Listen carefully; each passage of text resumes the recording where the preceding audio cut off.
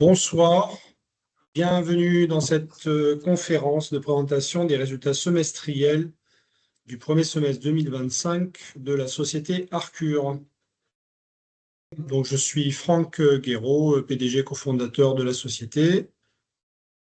Bonsoir, Jean-Gabriel Pointeau, directeur général délégué. Bonsoir, Virginie Grenianin, j'assure la direction financière. Donc, on commence comme toujours par un résumé sur l'activité de la société. Arcure, c'est une PME technologique qui est pionnière sur l'IA embarquée sur véhicules industriels, avec une gamme complète de solutions d'IA pour le marché des engins de construction et des chars élévateurs, donc qu'on va détailler dans la suite de la présentation. Vous avez en photo là le Blackster de 4e génération, Blackster Origin. Les Blackster installés sur le terrain aujourd'hui, c'est plus de 25 000 installations dans le monde entier. On a fait l'an dernier un chiffre d'affaires de 18,7 millions d'euros, dont 81% à l'export. La société a connu une croissance ininterrompue pendant les 10 dernières années. On a parmi les 500 plus grandes entreprises mondiales, 39 sont des utilisateurs de la technologie Blackster. Et enfin, donc, l'équipe qui est répartie sur plusieurs pays, on va y revenir, est de 75 collaborateurs.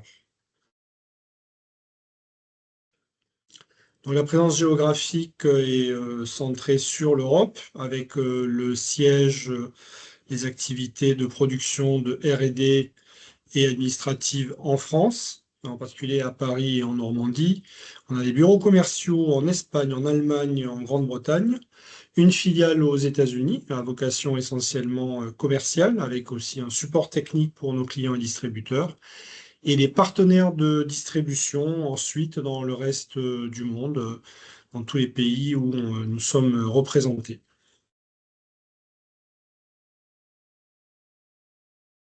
Donc on donne ici quelques éléments. Blackster, c'est la référence aujourd'hui sur son marché. C'est le produit haut de gamme pour la perception intelligente autour des véhicules industriels. On a reçu pour cela plusieurs distinctions à l'international. Et puis, donc, on a bien sûr le privilège d'être monté d'usine chez quelques constructeurs et donc d'être présent sur les stands constructeurs, donc notamment ici au Logimat, qui est le plus grand salon européen de la logistique, où on était présent sur les stands de Stihl et de Jung Heinrich.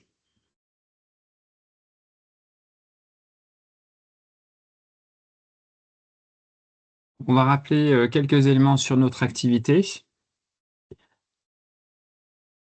Donc, notre activité, historiquement, c'est la protection des personnes autour des engins industriels, type chariot élévateur et engins de construction. Aujourd'hui, avec les progrès de l'IA, on est en train d'avancer sur ce domaine-là et on va plutôt parler de perception du risque. Alors, quelle différence? Et la différence, c'est que bien souvent, aujourd'hui, les chariots élévateurs, par exemple, sont ralentis quand il y a une personne qui est localisée dans une zone de danger. Mais souvent, sur les sites industriels, sont mises en place des mesures de protection, comme des barrières, par exemple, pour protéger les cheminements piétons. Et donc maintenant, avec l'IA qu'on va proposer, on va être en mesure d'identifier que la personne est protégée par une barrière. Et donc, on va permettre à la caméra de faire la différence et d'évaluer qu'il n'y a pas de risque et donc de ne pas ralentir le chariot. Donc, ce sera des gains de productivité à la fin pour les utilisateurs. Au-delà de ça aussi, l'IA va être capable d'identifier s'il y a des zones de ralentissement, s'il se retrouve dans une zone où il a besoin de ralentir. Et in fine, on va pouvoir rajouter des fonctionnalités également de productivité, notamment sur la gestion des palettes, par exemple, ou l'identification de places disponibles ou pas dans les racks. Voilà. Donc, on est en train de passer à une IA de plus en plus intelligente et donc le champ de potentiel est en train de grandir de façon très significative. Donc, pour développer ces features-là, on s'appuie toujours sur ce qu'on appelle notre framework IA, c'est-à-dire l'ensemble des outils et des processus qui nous ont permis de déployer sur site plus de 25 000 systèmes qui fonctionnent. Il y a assez peu de sociétés qui ont une flotte similaire de produits IA en fonctionnement et en opération. Donc, c'est notre cas. Donc, on a démontré qu'on était capable de développer des fonctionnalités IA qui fonctionnent. Et par ailleurs, on a aussi une base de données qui est unique de sites industriels et qui nous permet d'avancer un peu plus vite quand on a besoin de développer des nouvelles fonctionnalités. On a parlé par exemple de identifier si une personne est protégée ou pas derrière une barrière. Eh ben, on n'a pas besoin d'aller chercher des données complémentaires. On a déjà suffisamment de données en interne pour pouvoir développer ce nouveau type de fonctionnalité, ou bien sur des fonctionnalités par exemple, pour la gestion des palettes, je ne vais pas rentrer dans les détails, et ben, on a aussi plein d'images déjà pour tester les nouveaux algorithmes d'IA. Donc, c'est la deuxième partie du message, c'est qu'on commence à travailler sur des algorithmes dits LLM ou visual LLM. C'est des espèces d'algorithmes de ChatGPT un petit peu optimisés et des agents IA. Donc, pour ça, on a déjà des proof of concept qui sont échangés et partagés avec certains de nos clients, notamment pour tout ce qui est utilisation des données qui sont envoyées dans le cloud pour aider nos clients à mieux gérer leur site, notamment sur les aspects sécurité pour l'instant. Voilà, donc on s'appuie toujours sur notre connaissance du secteur d'activité et nos processus, nos bases de données et notre framework IA. Donc, on adresse deux canaux de vente. Il y a le canal de vente historique, qui est ce qu'on appelle l'aftermarket, quand on propose directement nos solutions aux utilisateurs finaux, les grandes sociétés, type ArcelorMittal et tout utilisateur de char élévateur ou d'engin de construction. Donc là, on va proposer des solutions complètes, one-stop shop, avec du connect, du ralentissement automatique de zone, éventuellement une checklist, évidemment la détection de piétons, la détection de véhicules. Donc ça, c'est notre marché historique. Et on est en train de développer, il y a des grandes perspectives de croissance sur ce qu'on appelle le marché OEM, qui correspond aux fabricants des chars élévateurs et des engins de construction, où là, on est plutôt à proposer des sous-systèmes, donc soit une caméra intelligente avec de l'IA embarquée, soit un calculateur avec de l'IA embarquée, soit pour certains, on commence à discuter de roadmap pour des produits qui verront le jour plutôt dans 3, 4, 5 ans. Mais certains acteurs majeurs aujourd'hui travaillent sur l'IA et ont identifié des potentielles collaborations où on pourrait leur fournir certaines briques technologiques. Eux, ils se concentrent sur ce qu'ils considèrent core business et certaines briques technologiques de perception.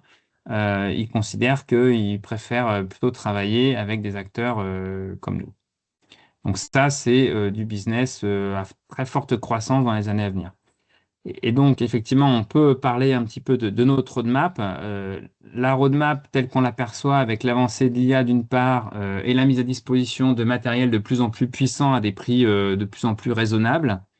Ce qu'on entrevoit, c'est à la fin ce qu'on appelle une approche end-to-end de l'IA, c'est-à-dire des véhicules complètement autonomes. Alors, des véhicules autonomes, ça existe déjà aujourd'hui, mais ça ne se développe pas beaucoup. Pourquoi ça ne se développe pas beaucoup?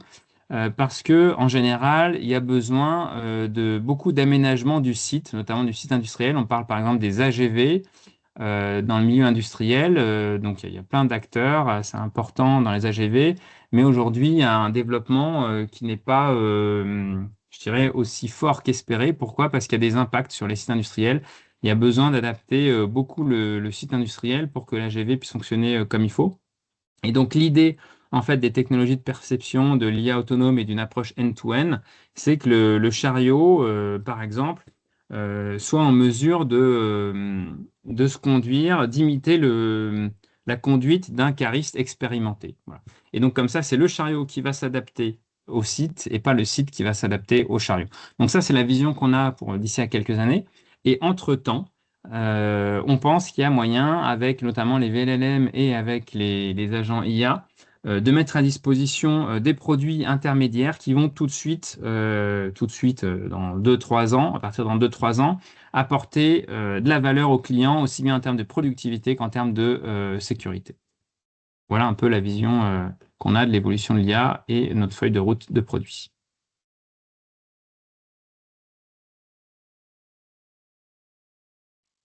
Donc on passe maintenant sur l'explication qui concerne les résultats financiers. Nous avons publié ce matin un communiqué de presse dans lequel donc, nous communiquons le résultat et les éléments de PNL concernant le premier semestre 2025. Donc on va commencer par la top line. Voilà, donc on avait publié déjà au mois de juillet le chiffre d'affaires semestriel qui s'établit à 6,3 millions d'euros pour le premier semestre 2025 contre 10,1 millions d'euros au premier semestre 2024. Donc en net recul par rapport à l'année précédente et par rapport aux attentes, bien entendu, que nous avions pour ce premier semestre. Comme on a eu l'occasion de l'expliquer au mois de juillet, ce ralentissement très marqué s'explique notamment par les conditions macroéconomiques qui sont très compliquées sur nos marchés, donc les marchés de l'Union européenne et de l'Amérique du Nord, pour les raisons qu'on connaît tous, qui sont à la fois géopolitiques, politiques et puis liées à l'inflation et au taux d'intérêt. Cela occasionne des reports d'investissement ou des réductions de budget d'investissement.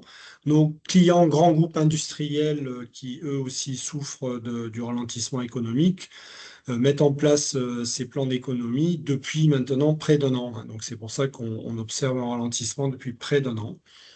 On pense qu'il y a quand même des signaux positifs pour une reprise au deuxième semestre. Néanmoins, on reste quand même très prudent. À cela s'ajoute l'effet de base lié aux dernières commandes de Blackster 3, passées notamment par l'OEM Liebherr.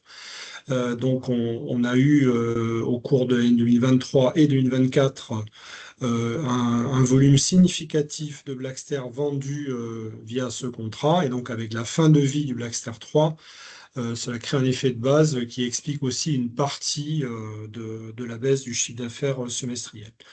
Donc, c'est une année de transition, comme on a eu l'occasion de le dire. Et donc là, on va maintenant présenter un petit peu les résultats, mais bien entendu, pour toute personne qui connaît la structure de coûts de la société, avec une baisse aussi importante du chiffre d'affaires, bien entendu, il est beaucoup plus compliqué de financer les coûts fixes. Et donc, on va voir, bien entendu, que cela a des conséquences sur la profitabilité de la société. En termes de répartition géographique, la répartition ressemble beaucoup à ce qu'elle était l'an dernier. 20% pour la France, 30% pour l'Amérique du Nord. L'Allemagne, Autriche est en recul justement parce que nous n'avons plus les ventes de Blackster 3 à Liebherr. Et par contre, le Royaume-Uni est en nette progression, en particulier lié à un grand chantier d'infrastructure qui a été gagné au premier semestre 2025 et donc qui pousse le chiffre d'affaires sur ce territoire-là.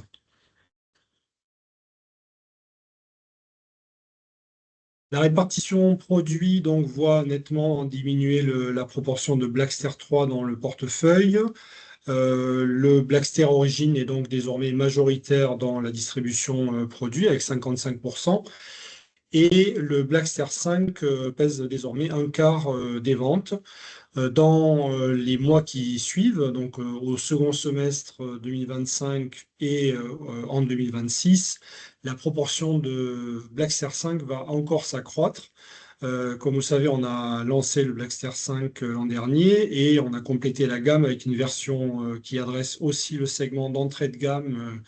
Donc ça a été annoncé dès le début de l'année 2025, ce qui fait qu'on a maintenant une gamme qui couvre complètement le marché de la protection périmétrique autour des véhicules. Donc de la version d'entrée de gamme qui offre les fonctions basiques jusqu'à la version haut de gamme qui est connectée, qui a d'autres fonctions complémentaires. Donc, comme on le disait tout à l'heure, les conditions macroéconomiques sont difficiles pour tout notre secteur. On voit ici l'illustration au travers de quelques acteurs comme Manitou, Hyster, Yale, John Deere. On aurait pu aussi mettre Caterpillar. Et ils communiquent tous sur une baisse très significative de leur carnet de commandes, de l'ordre de 30% en général.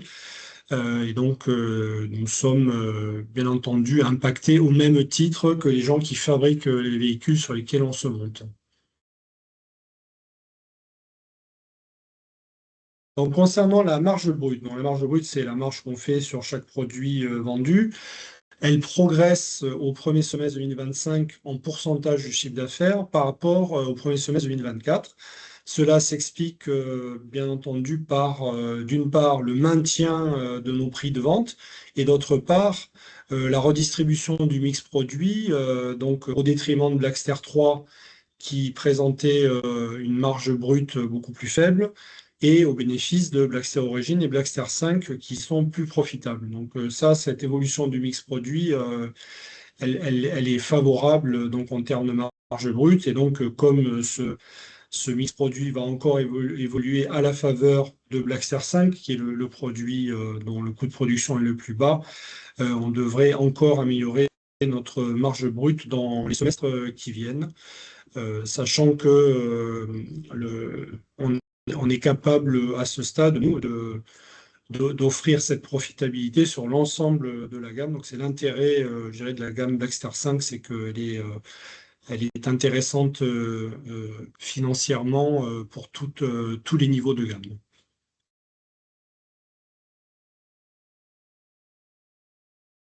Alors maintenant, pour ce qui concerne les résultats, ceux-ci sont bien évidemment impactés par la baisse du chiffre d'affaires. Donc, nous avons un EBE qui s'établit à moins 0,09 millions d'euros cette année contre 2,3 millions d'euros l'année dernière. Cet EBE inclut la production immobilisée à hauteur de 1,2 million d'euros et le montant est identique à celui de 2024.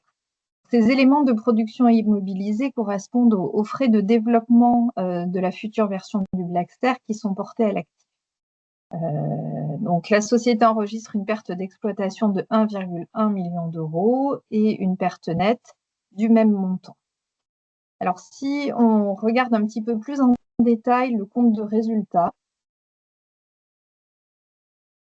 donc pour ce qui est du résultat d'exploitation, il tient compte de dotations aux amortissements du Blackster 5, qui est donc la dernière génération du Blackster, donc pour un montant de 1,1 million d'euros. L'amortissement de cet actif a démarré au mois de janvier 2025. La perte d'exploitation s'établit à 1,1 million d'euros en tenant compte aussi d'une structure de coûts sans évolution majeure par rapport à 2024. Alors, la perte financière nette s'établit à 0,5 million d'euros et elle correspond principalement à deux éléments. D'une part, les intérêts de la dette pour 0,2 million d'euros, ce qui est en ligne avec les périodes précédentes, et d'autre part, à l'impact défavorable de l'évolution du taux de change euro-dollar au cours du semestre pour 0,3 million d'euros. Alors, il faut noter un changement de présentation au niveau du compte de résultat lié à une nouvelle réglementation comptable pour ce qui concerne le résultat exceptionnel, dont les éléments sont désormais comptabilisés en résultat d'exploitation. Les chiffres 2024 qui vous sont présentés ici sont retraités de ce changement de présentation. Le produit d'impôt s'établit à 0,5 million d'euros et correspond au crédit d'impôt recherche pour un résultat net en perte de 1,1 million d'euros. On va maintenant passer à l'évolution de la trésorerie. Donc, à la fin du mois de juin, la trésorerie s'établit à 2,9 millions d'euros. Donc, au cours de la période, Arcure a généré un cash flow positif lié à l'activité de 1,4 million d'euros, avec notamment la contribution du crédit d'impôt recherche avec l'encaissement des créances du crédit d'impôt recherche 2022 et 2023 au cours du semestre, la contribution également du financement du poste client par le factor à hauteur de 1,1 million d'euros. Et ces éléments sont partiellement compensés, donc notamment par l'évolution du poste fournisseur pour 0,5 million d'euros, l'évolution du poste stock pour 0,7 million d'euros et les frais financiers qu'on a évoqués un petit peu plus tôt. L'investissement s'est élevé à 1,3 million d'euros et correspond majoritairement aux opérations de recherche et développement. Et par ailleurs, le désendettement s'est poursuivi à hauteur de 0,5 million d'euros.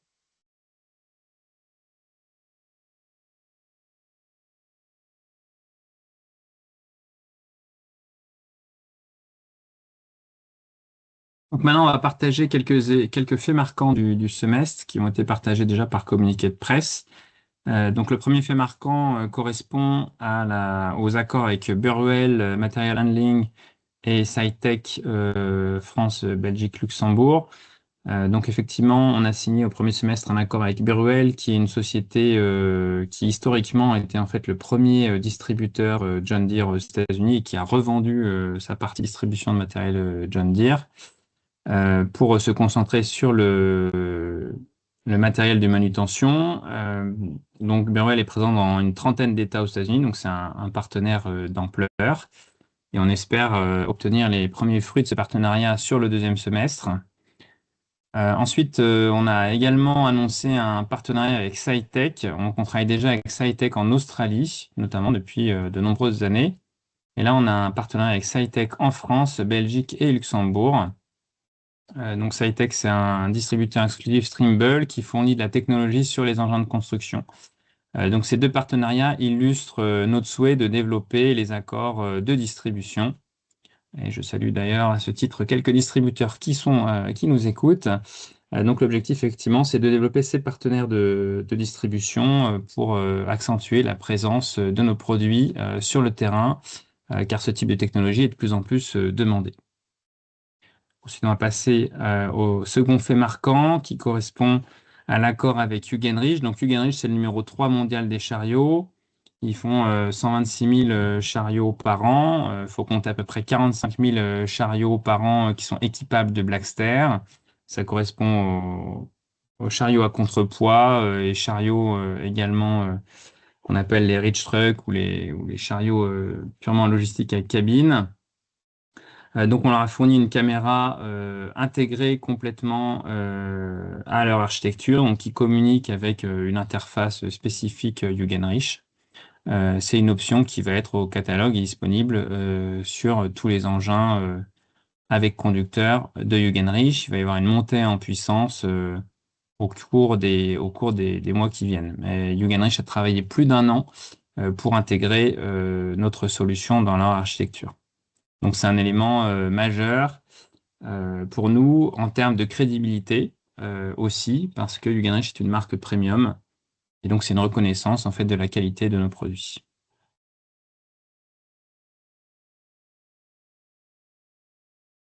On va partager maintenant quelques éléments sur les perspectives stratégiques. Donc, dans un premier temps, on sent toujours effectivement un engouement assez fort pour développer les fonctionnalités d'IA chez certains constructeurs. Donc, il y a un certain nombre de constructeurs avec qui on discute, qui sont en train de monter en puissance et qui ont des roadmaps qui construisent des roadmaps à moyen terme vers le véhicule autonome, par exemple, avec de l'IA de perception, et qui identifient également, qui reconnaissent le savoir-faire d'Arcure et l'expérience qu'on a avec plus de 25 000 systèmes en opération. Alors, finalement, il y a assez peu de sociétés qui ont autant d'équipements embarqués avec de l'IA sur le terrain. Donc, ça nous procure une expérience relativement unique sur le marché. Et donc, cette expérience-là est perçue par certains grands acteurs comme un avantage assez important qui peut leur permettre de réduire le temps de mise à disposition de ces technologies-là sur leurs engins. Avancer. Ça change également l'approche sur les engins de construction et les chariots élévateurs, parce que jusqu'à maintenant, ce qui était important, c'était la puissance, éventuellement le confort, le niveau d'économie des engins de construction ou des chariots élévateurs. Maintenant, c'est une nouvelle ère qui s'ouvre pour ces acteurs-là, parce que le logiciel va pouvoir faire la différence sur la performance, et avec un même matériel, on va pouvoir, via un update logiciel, ajouter des nouvelles fonctionnalités. Donc, c'est quelque chose d'assez nouveau qui va entraîner une certaine mutation du secteur, à l'instar un peu de ce qui se passe sur la partie automobile, où on parle de software defined vehicle, c'est-à-dire du matériel qui peut évoluer avec uniquement des modifications logicielles. Donc c'est nouveau pour les constructeurs, c'est nouveau aussi pour les équipementiers. Et donc ça nous laisse une place à prendre à la fois comme partenaire logiciel pour certains constructeurs, parfois aussi partenaire sous système, et comme partenaire logiciel pour certains fournisseurs qu'on appelle les Tier 1 pour les constructeurs.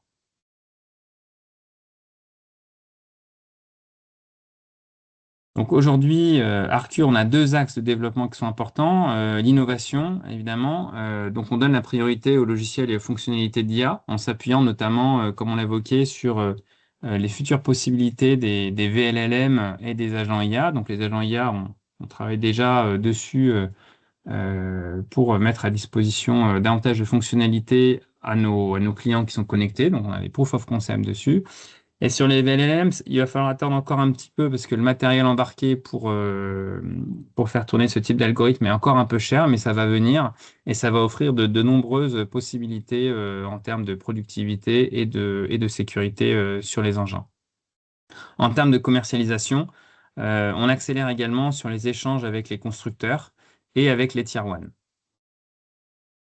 Les Tier 1, alors on peut passer au slide suivant. Donc les Tier 1, c'est un mouvement qui s'est développé au cours de l'année. Tous les fournisseurs, notamment de calculateurs, historiquement sont des fabricants d'électronique et donc qui sont intéressés d'avoir des partenaires qui peuvent proposer des applications d'IA qui vont valoriser aussi leur électronique. Et on pense que ce type de partenariat-là peut nous aider à élargir la cible des constructeurs auxquels on peut avoir accès. En plus, évidemment, des différents constructeurs avec qui on discute, notamment dans le top 5, aussi bien des chars élévateurs que des engins de construction.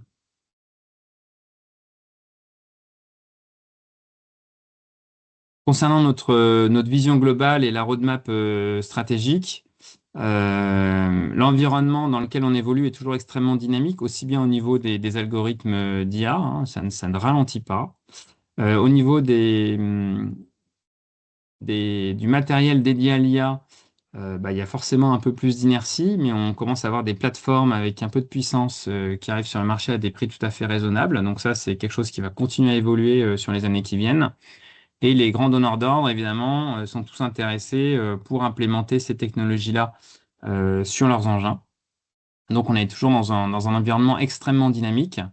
De notre côté, on se focalise, comme je l'ai rappelé un peu précédemment, sur notre framework IA et sur l'évaluation des nouvelles fonctionnalités qu'on va pouvoir proposer dans les années à venir pour digitaliser les engins, d'une part pour adresser le marché aftermarket, bien sûr, et aussi pour proposer des briques technologiques aux constructeurs et les aider à mettre à disposition ces nouvelles technologies-là dans des temps plus réduits et qui vont aider d'une part à digitaliser les véhicules, mais aussi à digitaliser les sites industriels.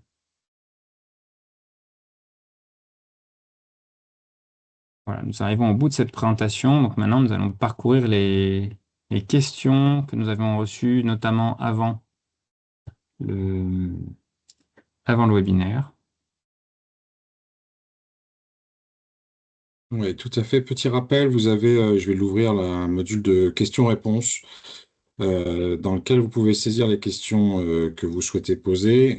Comme l'a dit Jean-Gabriel, on a reçu beaucoup de questions en amont de cette réunion. Donc, je pense qu'il y a un certain nombre de questions que vous posez auxquelles on va probablement déjà répondre. Voilà, donc j'ouvre ce chat. Voilà, et on a déjà quelques questions, n'hésitez pas à l'utiliser. Alors, en ce qui concerne les questions, première question liée à la communication réalisée ce matin et puis aussi un peu en juillet sur le plan d'économie qui est mise en œuvre au regard de la baisse du chiffre d'affaires. Est-ce qu'on peut donner quelques précisions de périmètre et de timing, par exemple? Oui, on peut donner des précisions. On avait un petit peu parlé déjà lors de la conférence de juillet.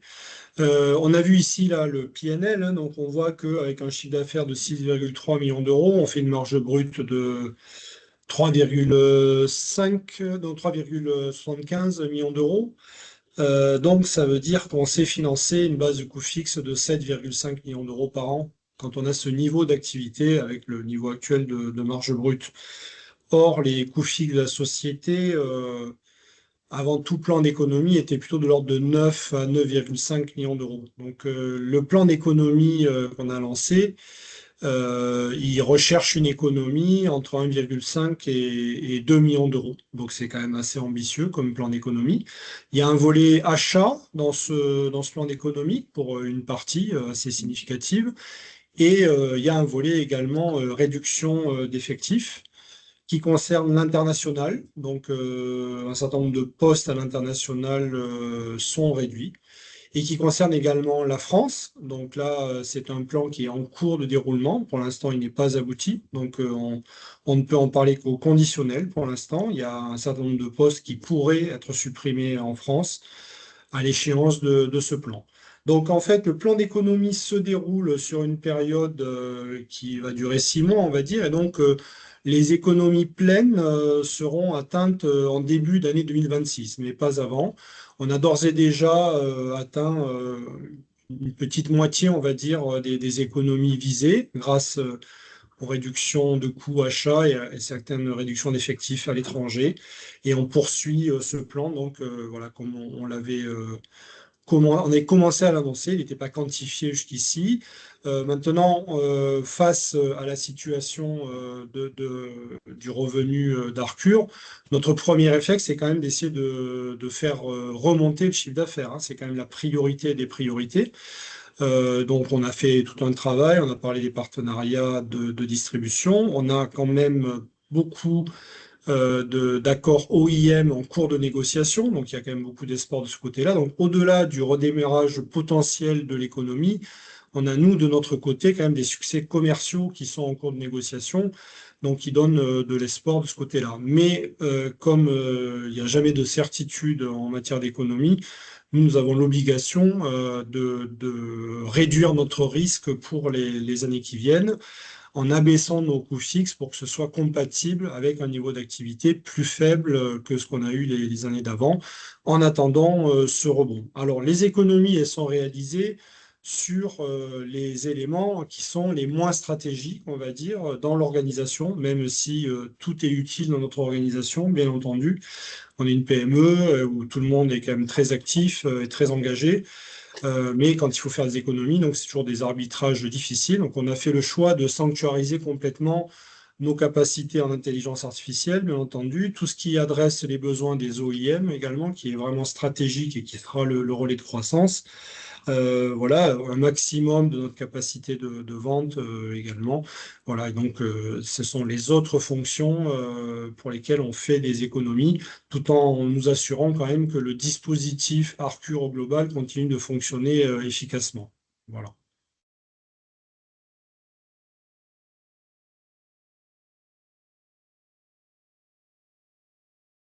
Excusez-moi, je réactive mon micro. Quelques questions, on vient de l'évoquer sur les perspectives à la fois en chiffre d'affaires et en rentabilité sur l'exercice 2025. Est-ce qu'on peut faire aussi un point sur la concrétisation à court terme des commandes qui étaient reportées, dont on a déjà parlé? D'abord sur 2025, et puis y aurait-il une nouvelle feuille de route communiquée pour les prochains exercices avec un ordre d'idée de croissance et de rentabilité? 2025 et puis après. Donc en fait, là, à ce stade, ce qu'on peut conseiller à ceux qui s'intéressent donc aux projections financières de la société, c'est de lire les notes d'analyse, hein, qui donnent une certaine indication, qui représentent un certain consensus, on va dire, sur les perspectives de croissance à la fois pour S2 2025 et 2026 et les années d'après également, hein. Bien sûr, les analystes, eux, ils connaissent la société, hein. Ils sont souvent chez nous, ils regardent de près ce qu'on fait, ils ont des modèles économiques de la société. Et donc, non seulement ils sont bien équipés pour prévoir le chiffre d'affaires, mais aussi pour prévoir les coûts et la rentabilité. Donc, c'est probablement pour un investisseur le meilleur moyen de se faire une idée.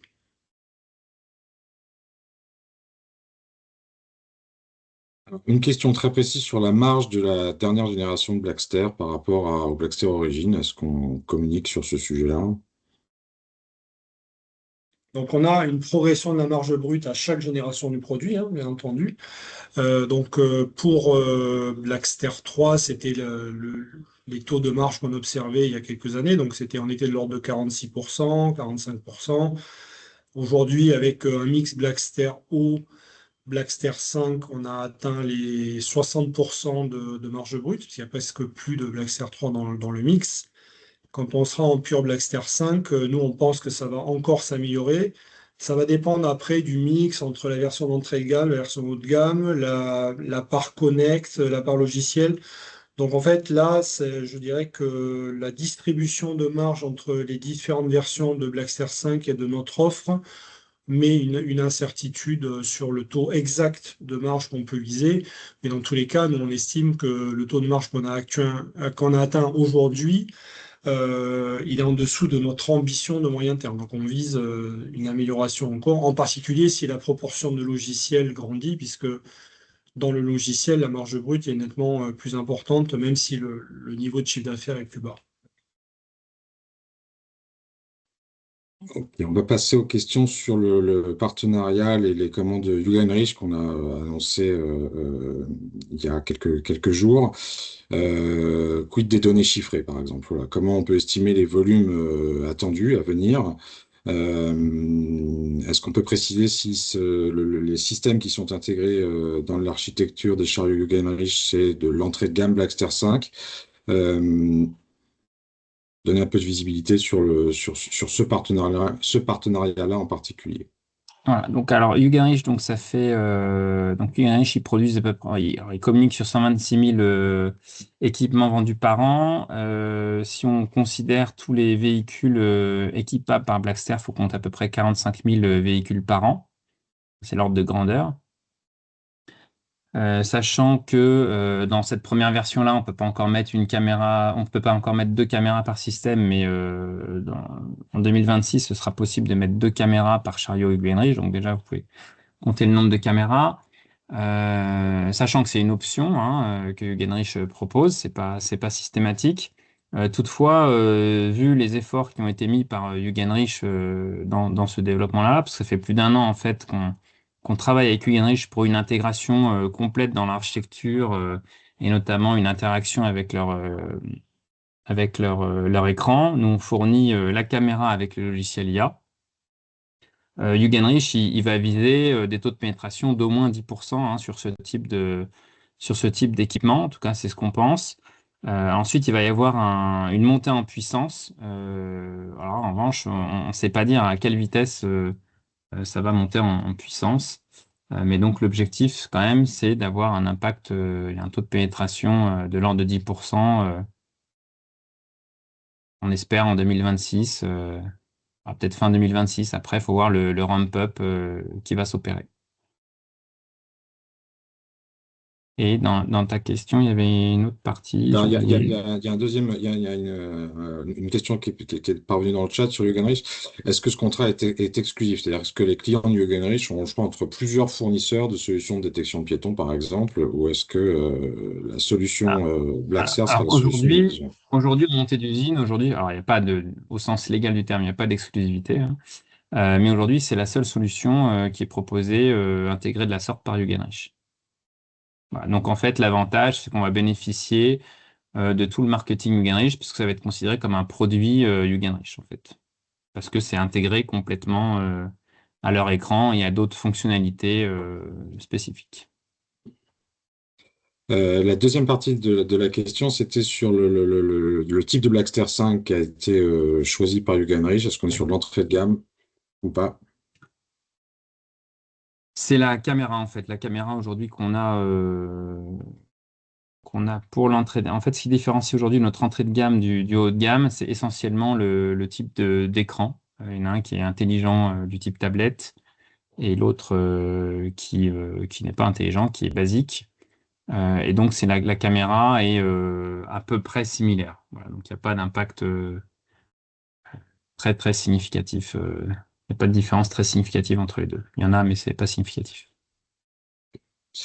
Au-delà du Gunrich, est-ce qu'on envisage la signature d'autres contrats ou partenariats d'ici la fin de l'année? Voilà. Dans quel délai est-ce qu'on peut s'engager aujourd'hui sur des délais? Ça peut être l'occasion aussi de faire un petit point sur l'avancée de ces discussions. Alors, on va pas s'engager sur des délais. Pourquoi? Parce que ça avance. Les avancées sont fortement liées aux turpitudes des groupes. C'est des grands groupes qui parfois accélèrent, qui parfois ralentissent, mais en général, ça prend jamais. Ça prend toujours plus de temps que les objectifs annoncés par ces grands groupes eux-mêmes. Et puis, on a vu que quand on annonce des délais, on crée des déceptions. Mais comme vous pouvez le voir avec Hugenrich, ça finit par arriver. Donc aujourd'hui, on discute avec une petite trentaine d'acteurs de toute taille et on discute, là c'est plus intéressant, avec plusieurs acteurs qui sont dans le top 5 des chariots et des engins de construction. Donc c'est des enjeux qui sont très importants, mais du coup qui prennent du temps.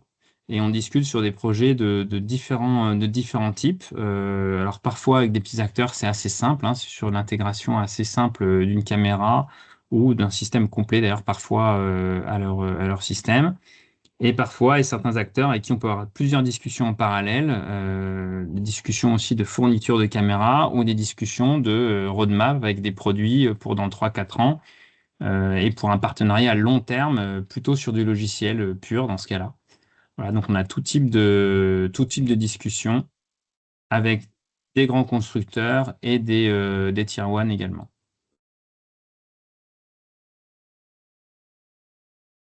Alors, il y a une question, mais on y a partiellement répondu, mais je vais quand même la poser, voilà, par respect pour celui qui nous l'a adressé. Avec ces deux accords de distribution, ce partenariat avec Hugenrich, là, qui sont intervenus ces derniers mois, quand est-ce qu'on peut s'attendre à un changement significatif de dimension en termes de chiffre d'affaires et de profitabilité? Est-ce qu'on est sur le S de 2025 ou en 2026? On y a répondu tout à l'heure, mais est-ce qu'on peut simplement confirmer? Donc, il y a les fondamentaux du marché, eux, ils sont quand même, ils rendent optimistes, on va dire, parce que le taux d'adoption de l'IA sur les véhicules industriels, il grandit très fort. Les marchés OEM, eux, ils vont se déployer, on va dire, de façon massive en 2027. Et en 2026, il va y avoir un ramp-up. On va avoir, nous, des notifications, puisqu'on est sur quand même plusieurs appels d'offres. Ça se compte en dizaines, hein, les appels d'offres sur lesquels on est pour les OEM. Nous, on maintient le fait qu'on devrait en avoir d'autres cette année. Et en 2026, on devrait avoir la réponse sur la plupart de ces appels d'offres. Donc ça veut dire en déploiement, en général, les déploiements, ça prend 6 à 18 mois, on va dire. Donc ça veut dire qu'on va commencer à avoir des chiffres normalement assez massifs en 2027 sur les ventes OEM. Comme l'a dit Jean-Gabriel, tout prend toujours plus de temps. Donc on ne s'attend pas à ce que tous les appels d'offres débouche au premier semestre 2026, ça va s'étaler dans le temps. Et d'ailleurs, c'est pas plus mal parce qu'on n'a quand même pas une équipe de R&D de 200 personnes. Donc, il y a toujours quand même un peu d'accompagnement technique. Et donc, finalement, voilà, on va accompagner chacun de ses clients un par un avec notre génération actuelle de produits, avec le niveau actuel de notre technologie. Et après, donc, finalement, si les gens veulent faire des modélisations financières, à nouveau, je renvoie quand même vers les analyses financières parce que là, eux, ils ont fait les équations, ils ont mis les probabilités et c'est comme ça qu'ils arrivent aux chiffres qu'ils ont. On va passer aux États-Unis. On avait parlé de la mise en place d'une ligne de production aux États-Unis, éventuellement. Est-ce qu'on peut donner un point d'étape, un point d'avancement sur ce projet de production sur le territoire américain? Oui, oui, il y a eu des travaux qui ont été menés effectivement sur ce sujet-là. Ils sont un petit peu retardés, notamment par l'incertitude sur le niveau final des tarifs. On ne sait pas encore où est-ce qu'on va atterrir. Ça, des fois, on pense qu'on a trouvé une conclusion, finalement, on l'a pas trouvée. Nous, on fait un travail d'investigation en profondeur sur ce qu'on devrait faire. Le niveau réel d'activité industrielle qu'on veut implanter aux États-Unis, il n'est pas complètement figé. Il faut savoir que quand même, ça a été dit par Jean-Gabriel, nous, on va quand même de plus en plus vers un modèle où on fait que du logiciel, hein. Donc, je suis pas en train de dire qu'en 2026, on fera que du logiciel. Mais clairement, on va de plus en plus se concentrer sur le logiciel, de plus en plus s'appuyer sur des partenaires pour la fabrication du matériel, parce que ça devient de plus en plus disponibles. Donc, c'est pas la peine que nous, on mette nos ressources qui sont rares et précieuses sur le matériel, alors que là où on est reconnu pour notre expertise, c'est l'IA, c'est le matériel, c'est le framework qu'il y a. Sur la partie fabrication en Amérique du Nord, nous, ce qu'on vise, c'est d'avoir un produit labellisé Made in USA. On vise, alors ça, c'est, je dirais, le stade ultime. Dans un premier temps, on vise d'échapper aux tarifs. Et il y a des moyens pour cela. Donc, on y travaille, hein. Il y a des partenaires et des zones libres de taxes qui existent aux États-Unis sur lesquelles on peut implémenter une partie de la fabrication des produits ou de l'intégration. Sachant qu'on a une filiale aux États-Unis, on a une base sur place, donc on est légitime pour le faire. Et puis après, au final, notamment pour emporter certains marchés OEM aux États-Unis, avoir le label Made in USA est quand même très intéressant. Et donc, au-delà de la Free Tax Zone, il y a aussi ce projet de faire ce qu'il faut pour que le produit ait le label Made in USA. Donc, c'est quelque chose qui va se déployer probablement avec une première étape en 2026, au moins échapper aux taxes, on va dire.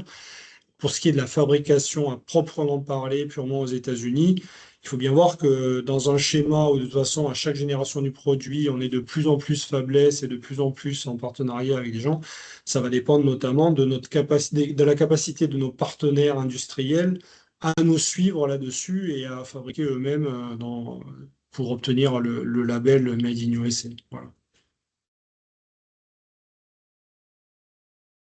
Sur ce sujet, une question dans le chat. Est-ce qu'aujourd'hui, on peut dire qu'il y a un impact des tarifs sur les ventes de Darkure, de Blackster aux États-Unis? Non, non. Aujourd'hui, il y a un impact des tarifs sur l'humeur des investisseurs industriels, incontestablement. Mais nous, sur nos ventes, on n'a pas changé nos prix, hein. Je veux dire, concrètement, aujourd'hui, c'est pas significatif au point de nous faire changer nos grilles tarifaires et donc de changer notre pénétration sur le marché. Donc, non, zéro impact direct pour l'instant. L'impact, c'est sur l'incertitude que ça crée pour les grands comptes qui, du coup, ne lancent pas leurs investissements. C'est ça aujourd'hui qui nous impacte le plus, c'est le climat d'incertitude.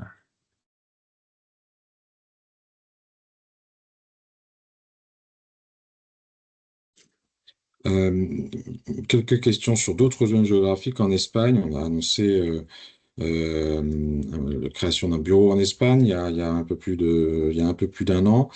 On a évoqué régulièrement ici le marché espagnol. Est-ce que le développement et la dynamique du marché espagnol est bien conforme à nos attentes? Est-ce que c'est une tendance qui se confirme?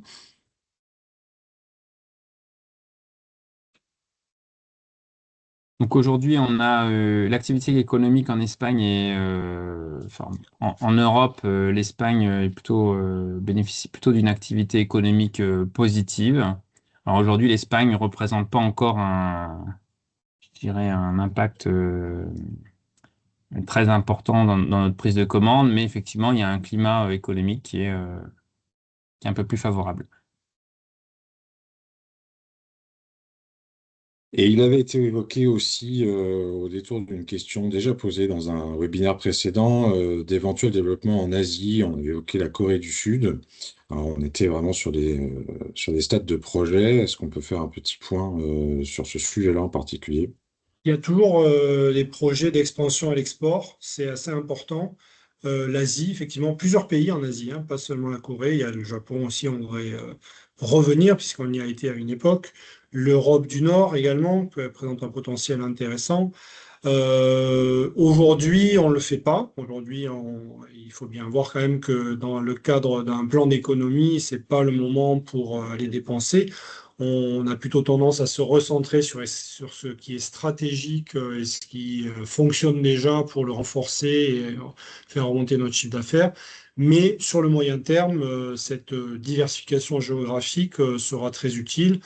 Elle pourra s'appuyer quand même très largement sur les partenariats OEM, hein. C'est-à-dire que c'est vraiment quand même ça la clé de tout. Une fois qu'on a la majorité de notre chiffre d'affaires qui vient des OEM, bon, ben, on bénéficie de leur réseau mondial. Par contre, sur les autres sujets de diversification, on explore par exemple le secteur militaire en France, hein, qui peut présenter un potentiel de croissance voilà, assez accessible et où on peut réutiliser nos technologies telles qu'elles sont voilà, assez rapidement pour compléter notre chiffre d'affaires. La question des applications des technologies Blackster pour le secteur de la défense était posée, hein. C'est évidemment un sujet d'actualité. On a une question dans le chat sur le fait que une remarque dit que l'activité ne dépasse pas les ventes de chariots élévateurs. Est-ce qu'il faut en tirer une conclusion sur la pénétration du marché qui patinerait, voilà, qui marquerait un petit temps d'arrêt?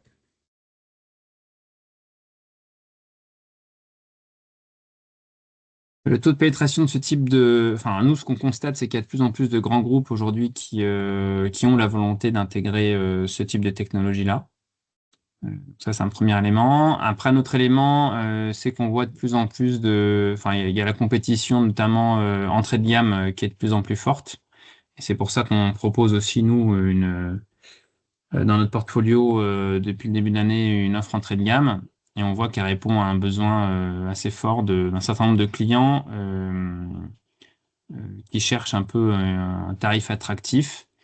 Et on a effectivement une partie du marché qui fait son expérience avec les produits premier prix.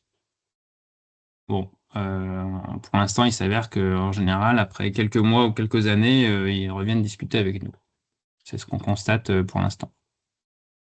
Accueille-t-on favorablement la baisse des taux annoncée cette semaine par la Fed et éventuellement d'autres baisses à venir? Voilà, est-ce que ça peut avoir un impact sur la reprise des investissements de la part de nos grands comptes? Oui, c'est extrêmement important, surtout en Amérique du Nord, parce que en fait, les chariots sont achetés en leasing, et donc ça impacte directement le prix des loyers mensuels. Donc, quand il y a une baisse des taux, c'est très bon pour notre secteur. Bon, c'est pas pour ça que ça va être durable, c'est pas pour ça que ça va tout de suite provoquer une explosion de notre chiffre d'affaires, mais pour nous, c'est un signal très positif. Voilà. On a terminé avec là, s'il y a une toute dernière question. On y a déjà répondu par le passé, mais peut-être qu'on peut le redire, hein. Est-ce qu'on peut envisager d'utiliser l'expertise d'Arcure, notamment en IA, dans d'autres domaines que celui des engins et chariots? On a évoqué la défense. Est-ce qu'il peut y avoir d'autres choses? On pourrait, hein, enfin, on peut toujours l'envisager, mais disons qu'il vaut mieux bien creuser le sillon dans lequel on est. Si à un moment donné on pense qu'il n'a pas la croissance attendue, on regardera ailleurs. Mais Jean-Gabriel a présenté tout à l'heure la feuille de route. Au bout du chemin, je ne sais pas si vous avez remarqué, il y a le véhicule industriel autonome, qui est quand même pas un petit truc. On parle de 2 millions de véhicules par an qui vont petit à petit devenir des véhicules autonomes. Et nous, on veut être l'œil intelligent de ce véhicule et peut-être le cerveau, d'une façon ou d'une autre, de ce véhicule. Et on pense qu'on a, bien sûr, on n'a pas les moyens de le faire aujourd'hui, mais on pense qu'on a le savoir-faire technologique, le framework qu'il y a qui nous permet d'y arriver, à condition d'y aller pas à pas, étape par étape. Et donc, pour l'instant, creuser ce sillon-là, ça nous semble quand même être la meilleure façon d'utiliser nos assets.